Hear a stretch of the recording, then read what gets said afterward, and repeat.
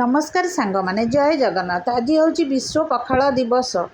विश्व पखाल दिवस मार्च 20 तारिख को पखाल दिवस रूपे पालन करुछंती। खांटी ओडियांकर प्रिय खाद्य होउछि पखाल भात। 2011 मसीह किछि ओडिया और अणओडिया खाद्यप्रेमी उत्साह यही दिवस पालन हेउथुला। 2015 मसीहा प्रथम करी पखाल दिवस पई आरंभ होइतिला। वर्तमान विश्वर कोण अनुकोण रे यही दिवस को पालन करने को अनेक ओडिया आगे आसिले। आजिकाली माटी घर कोठा घर पर्यंत समस्ते पखाल दिवस मनाउछंती। बड़ बड़ तारका होटेल मानकरे कुड़िया ढाबा मानकरे मध्य पखालर चाहिदा बेस देखा मिलुछि। 21 मार्च दिन और रातिर अवधि समान 12 घंटा। यही दिन ठारू दिन अवधि वृद्धि पाए। तातीरू रक्षा पाइबा पई और पखालर लोकाकृति आउ प्रसार उद्देश्य मार्च 20 तारिख को पखाल दिवस रूपे नामित करा जाई अछि। भारत में पानी मिसाई तैयारी करा जाउथुबा एक ओडिया खाद्य। यह जगन्नाथ मंदिर रे तैयारी 56 भोगरू मध्य एक। पखाल खरा दिन रे ओडिया घर मानकरे देहरु ताती कमाइबा पई पेट गरम और देहरे पानी कमी जिबा भली रोगर प्रतिकार निमंते खिया जाई थाए। भात को पानी रे पखाड़ी तैयारी करा जाउथुबारु एहाकू पखाल कुआ जाए। यार पानी को तोराणी कुआ जाए। साधारणतः खरा बेले बा उपरओଳି पखाल खिया जाए।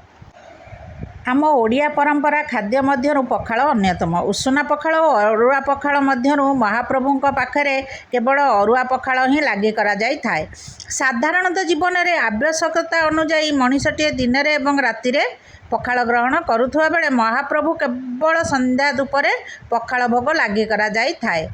पखाल विभिन्न प्रकार रही थाए। अदा पका जाई चुपुड़ा पखाल, टभा पखाल, जीरा अदा पखाल आउ दही पखाल आउ भेसुआ पत्र कंचा लंका पंचफुटण देई मध्य पखाल करा जाई थाए। श्रीगुंडीचा ठारू नीलाद्रि विजे पर्यंत समय को छाड़ीदेले बाकी वर्षर समस्त दिन में दारुदियों पाखरे पखाल भोग लागी करा जाई थाए। ग्रीष्म दिने श्रीजगन्नाथ पाखरे पखाल भोग करा जाई थाए। ग्रीष्म प्रवाहरु रक्षा पाइबा पई चंदन यात्रा अवसर में दही पखाल मणई करी मदन मोहन चाप खेल पई बाहरी थांती। प्रतिदिन सकाळु श्रीमंदिर रे टंक तोराणी मिलता है जहाँ महाप्रसाद पखालरू प्रस्तुत होता है। पखाल सांगरे कसी आंबर लस्सी को पकईदेले तार बास्ना टिके नियारा।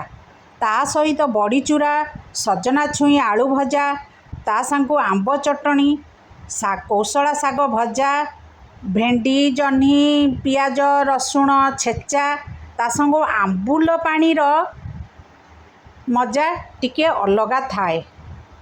माटी हांडी रे पखाल को पखाली रे तार बास्ना तोराणीटा बहुत बढ़िया होता है। ता देहरे कांजी मध्य तैयारी होई थाए। पखाल कंसा ओडियांकर प्रिय खाद्य। गाँठू सहर पखाल दिवस रे स्वतंत्र भाव में मनाई थांती। पखाल खाइबा द्वारा स्वास्थ्य भल रहे सेथिपई ओडिशार लोक माने पखाल खाई थांती। पखाल पित्तनाशक। चाई पखाल खाई ता तोराणी मुंदे पीदेले आत्मा शांति पाई थाए। पखाल रे दही पकाई देले स्वास्थ्य जेपरी भल रहे पेट पाई मध्य भल। पखाल खाइबा द्वारा कोष्ठकाठिन्य, अजीर्ण, पेट व्यथा आदि निवारित होता है। तोराणी कांजी द्वारा पेट ठंडा होता है। पित्त रोग, अतिसार इत्यादि रे तोराणी अत्यंत उपकारी अटे। पखाल रे प्रतिरोधक शक्ति भरपूर मात्रा रे रही। ओडिया आत्मा कंसे पखाल टोपे तोराणी रे शांति होता है। खरा हेउ कि ठंडा हेउ आम ओडिया घरे पखाल सबुठी पाई परिबो।